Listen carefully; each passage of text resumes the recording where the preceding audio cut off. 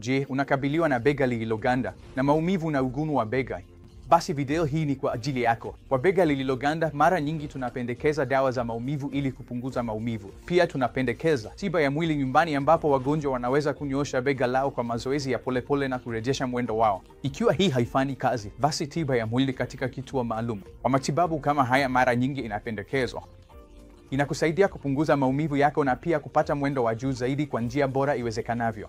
Ikiwa hii haifanyi kazi, basi madaktari kwa kawaida hutoa sindano ya pamoja ambayo itakusaidia kupunguza maumivu, na hii ni bora zaidi ikilinganishwa na tiba ya mwili pekee.